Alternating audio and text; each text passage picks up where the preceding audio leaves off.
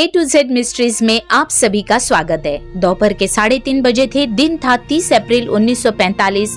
German dictator Adolf Hitler, जिन्होंने 60 लाख से भी ज्यादा जूस लोगों को मार डाला था, अपने सिर पर गन ताने खड़े थे और कुछ ही सेकंड में सब कुछ खत्म। उसने आत्महत्या कर ली। अपनी मौत से पहले हिटलर ने अपने ही 3 खास लोगों को मौत के घाट उतार दिया था।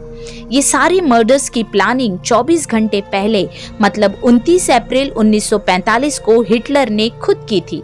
29 अप्रैल 1945 को दोपहर के 3 बजे हिटलर अपने सबसे प्रिय जर्मन शेफर्ड डॉग ब्लांडी का मुंह अपने दोनों हाथों से खोल रहा था, उसके मुंह में साइनाइड की कैप्सूल डालने।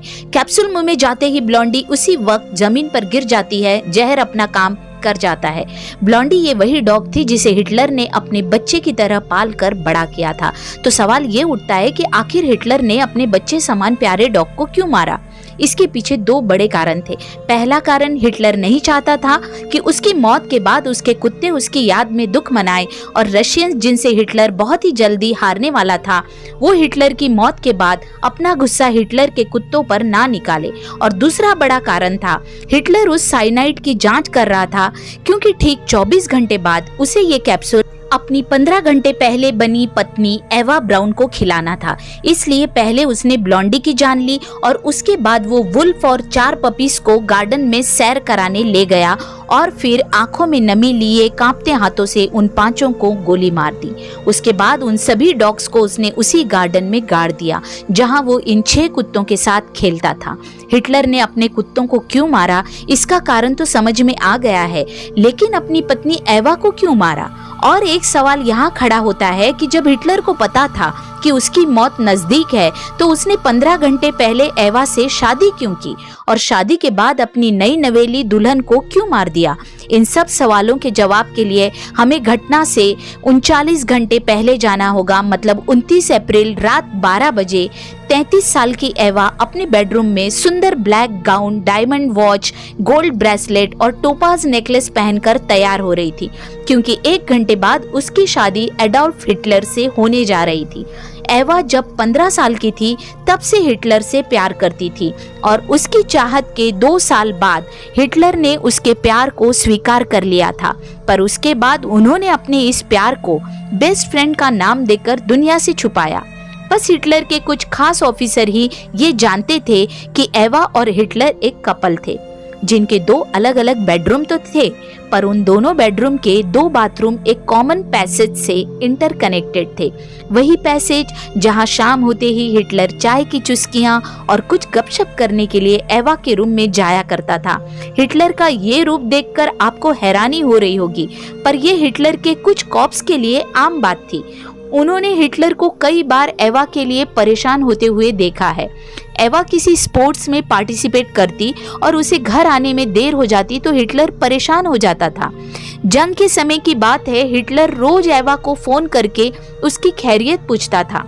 एवा का बायोग्राफर हाइक बी गोटमेकर के नोट से एक बात पता चलती है कि दोनों एक दूसरे से काफी प्यार करते थे, लेकिन इसके बावजूद वो पब्लिक के सामने एक कपल की तरह कभी नहीं रहे और उन्होंने कभी शादी नहीं की।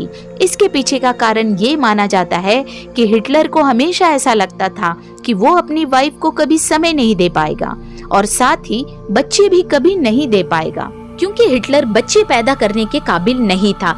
हिटलर के स्ट्रेस मेडिकेशन और ड्रग्स की वजह से उसका फर्टिलिटी रेट कम हो चुका था और उसके पास एक ही टेस्टिकल था, तो ऐसे केस में बच्चे को पैदा करना इम्पॉसिबल हो जाता है।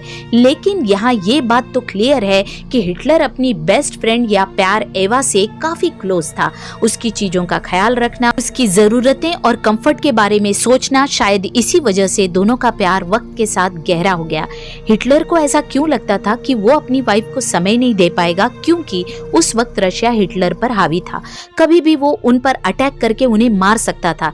इसलिए अपने मरने से 39 घंटे पहले जहां एक ओर एवा अपनी शादी की तैयारी कर रही थी, वहीं दूसरी ओर हिटलर अपनी 10 फीट मोटे कंक्रीट रूफ वाले तहखाने में अपनी वसीयत पढ़ रहा था, जिसमें जायदाद वगैरह तो नहीं लिखी थी, बल्कि हिटलर इस बात का खुलासा कर रहा था कि वो अपनी बेस्ट फ्रेंड एवा से कुछ ही पलों में शादी कर रहा है और अगले दिन 30 अप्रैल को दोनों अपनी मर्जी से मरने वाले हैं। क्योंकि वो रशियंस के सामने झुकना नहीं चाहता था।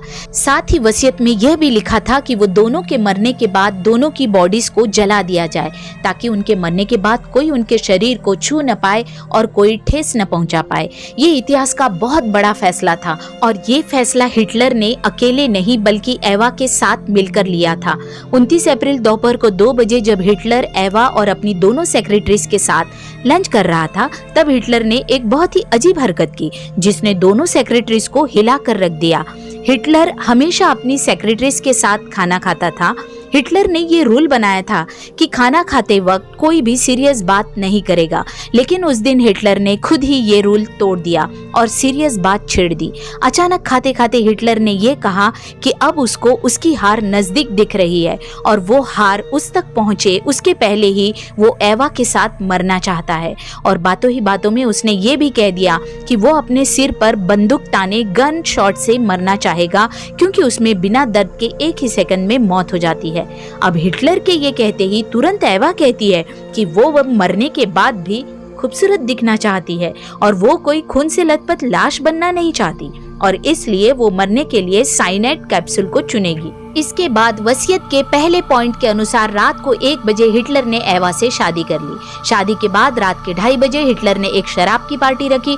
उसमें डॉक्टर्स, नर्सेज, दोनों सेक्रेटरीज और मिसेस एवा हिटलर को बुलाया। बहुत सारी शराब पीने के बाद हिटलर ने एक बार फिर से अपने प्यार को जताते हुए कहा कि वो एवा के साथ एग्जैक्ट एक ही टाइम पर मरना चाहता है, और अपनी इसी प्यार भरी इच्छा को पूरा करने के लिए उसने उसी रात एक नया प्लान बनाया। प्लान के अनुसार अब हिटलर और एवा रूम में 1 पिस्टल और 1 साइनाइड कैप्सूल की जगह 2 पिस्टल और 2 साइनाइड कैप्सूल ले जाएंगे। अगर अचानक गन जाम हो गई और कैप्सूल काम नहीं की तो उनके पास दूसरा ऑप्शन होना चाहिए, ताकि दोनों एक साथ एक समय मर सके। पार्टी देर रात तक 4 बजे तक चली। उसके बाद हिटलर और एवा नशे में अपने रूम की ओर गए और जिंदगी में पहली बार दोनों अलग अलग कमरे में नहीं, दोनों एक साथ एक ही कमरे में गए, क्योंकि दोनों जानते थे कि ये रात दोनों की आखिरी रात है जहां पर दोनों प्राइवेटली एक दूसरे के साथ टाइम स्पेंड करना चाहते थे। हालांकि उनकी ये खुशी सुबह के 6 बजे तक ही टिकी, क्योंकि 30 अप्रैल सुबह के 6 बजे हिटलर को ये खबर मिली कि रशियन सोल्जर्स रीचस्टैग तक पहुंच गए हैं और उन्होंने रीचस्टैग को अपने कब्जे में भी कर लिया था। इसे सुनकर हिटलर को अपनी हार और मौत और भी करीब आती नजर आने लगी। फिर भी हिटलर ने एक उम्मीद बना रखी थी कि रीचस्टैग से रशियंस वापस चले जाएंगे, लेकिन अगले आधे घंटे में ही उसकी ये उम्मीद भी टूट गई जब बर्लिन से कमांडर ने रेडियो पर हिटलर से कहा कि रशियंस उसकी तरफ तेजी से आ रहे हैं। और दोपहर के 12:30 बजे हिटलर को इस बात की खबर मिली कि वो जिस तहखाने में छुपा हुआ था उसके बाहर के हालत बद से बदतर होते जा रहे थे। ये सुनते ही हिटलर मानो बर्फ की मूर्ति बन गया। उसके चेहरे पर ना कोई इमोशंस थे, ना वो कुछ बोल रहा था और ना ही कुछ सुन रहा था। और फिर जब उसने मुंह खोला तो उसने एक ही लाइन बोली कि वो किसी म्यूजियम का एग्जीबिशन नहीं बनना चाहता और इसलिए रशियंस के आने से पहले उसे अपनी जान को त्यागना ही होगा। इसके बाद तुरंत उसके सेक्रेटरीज और सोल्जर्स को ऑर्डर दिया गया कि जैसे ही हिटलर और एवा आत्महत्या करें उसके तुरंत बाद वक्त ना गंवाते हुए वो उन दोनों को जला दें। 12:45 पर हिटलर अपने सभी सोल्जर्स को आखिरी बार अलविदा कहने गया। तब हिटलर ने हाथ मिलाते हुए अपने सभी सोल्जर्स को उनकी लॉयल्टी और सर्विस के लिए थैंक यू कहा। और इस समय हिटलर की नर्स ने कहा, my Fuhrer have faith in the final victory, lead us and we will follow you. Hitler ने बस इतना ही कहा कि वो चाहेगा कि उसके बाद वो भी आत्महत्या कर ले ताकि रशियंस उनको भी परेशान ना करे। और ये कहते ही वो फिर से एक बार खामोश हो गया, इतना खामोश कि उसके मौत तक उसने एक शब्द नहीं निकाला।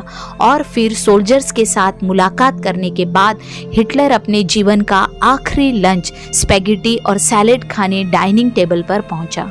इस बार वो अकेले ही खाना खा रहा था। ना उसके सेक्रेटरीज ने खाना खाया और ना ही एवा ने, बल्कि एवा ने तो सुबह से ही अपने को रूम में बंद कर लिया था। लेकिन जब फिर मौत का वक्त आया तब फिर से उसने एक बार सजना शुरू कर दिया।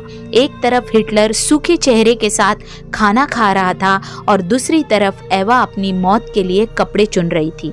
एवा ने अपने लिए हिटलर का फेवरेट व्हाइट रोजेस वाला ब्लैक ड्रेस चुना और तैयार होना शुरू कर दिया। इसके बाद थोड़ा वक्त बीता और आखिरकार वो वक्त आ ही गया जब दोनों अपनी जिंदगी की आखिरी सांस लेने वाले थे। The final death time.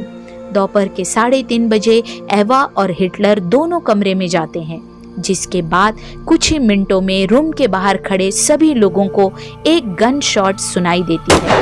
वो गन शॉट सुनते ही उधर मौजूद लोगों के लिए मानो वक्त रुक सा गया और पूरा का पूरा तहखाना बेआवाज हो गया।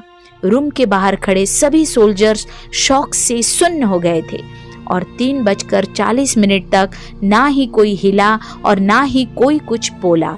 पर हिटलर की आखिरी इच्छा को तो अमल में लाना ही था और इसलिए हिटलर के स्पेशल कॉप्स हिंज लिंज और मार्टिन बोरमैन हिटलर के खून से लथपथ रूम में गए और दोनों की लाशों को वहां से उठाया। ठीक 3:50 पर दोनों की लाशों को पेट्रोल से एक साथ जला दिया गया और इसके बाद शाम के लगभग 6 बजे एसएस ऑफिसर एवाल्ड लिनलॉफ ने हिटलर और एवा की राख को, जहां से ये पूरी कहानी शुरू हुई, मतलब वो गार्डन जहां हिटलर ने अपने कुत्तों को दफनाया था, उसी गार्डन में उनके कुत्तों के चारों तरफ उस राख को बिखेर दिया।